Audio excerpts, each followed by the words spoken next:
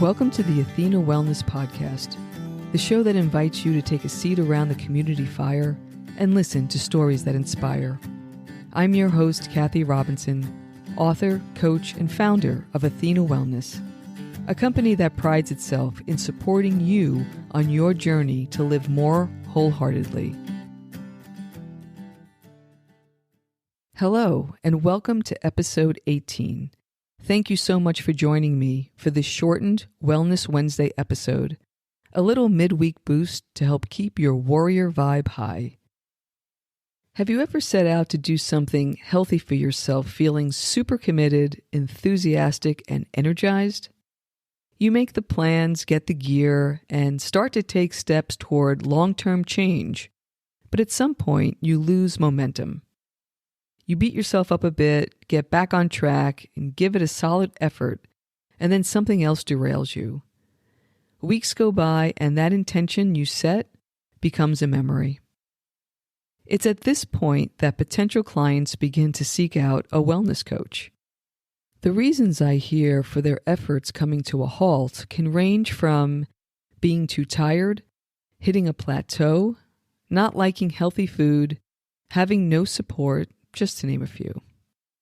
But I believe that the root of their sudden lack of momentum is rooted in fear, the fear of change. As I wrote in the Athena Principles, there's a distance between where you are today and where you want to be. And embedded in the terrain between here and there is change. As we begin to cross that terrain, if we feel the change we want to make will cause more discomfort than the pain we're experiencing in our current situation, we may opt to stay trapped in a life situation that's not desirable. In other words, we begin to work against ourselves. And that's what we'll be exploring today. So sit back, take a nice long breath to ground yourself in presence, and let's get started.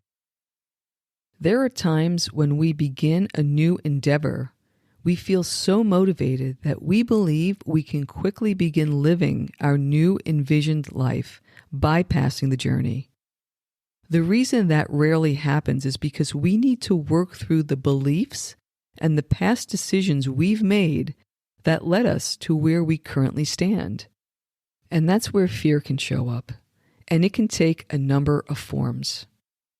The most common is fear of the unknown.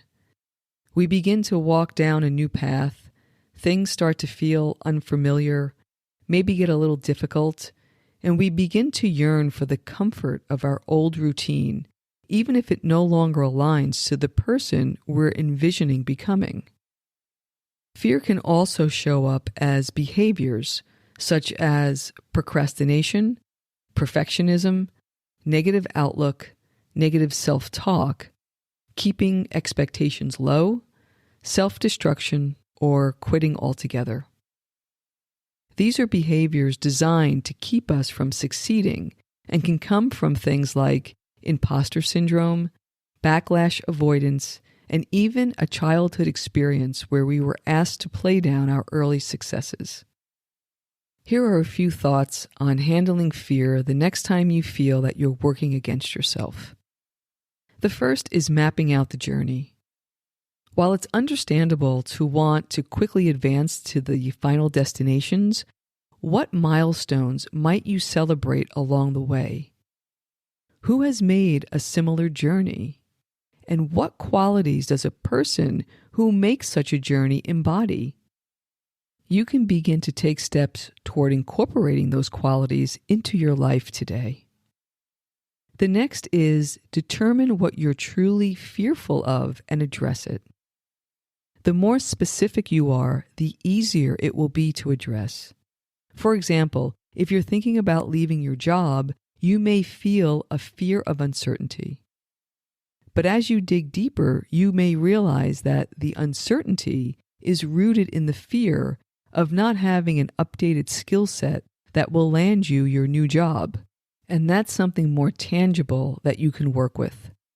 This process of naming and addressing fears will happen multiple times along a long transformation journey, so that becomes a skill set all its own. Next is staying present. The past will remind you of mistakes and failures, while the future may seem overwhelming. Set your gaze on the next task and take one small step after the next. Block out external interference and focus only on what you can do and do it to the best of your ability. Next, befriend resistance. At any point, you could feel the tide rising against you. Understand that this is part of any growth journey and it's there for a reason. Dialogue with it. Ask it what you need to learn. Anticipate the answer, but don't struggle with it.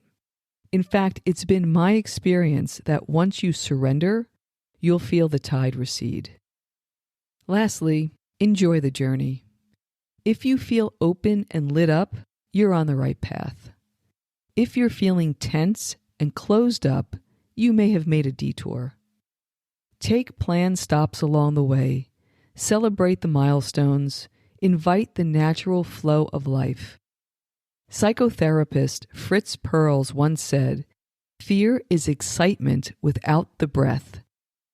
Don't forget to breathe and smile and laugh.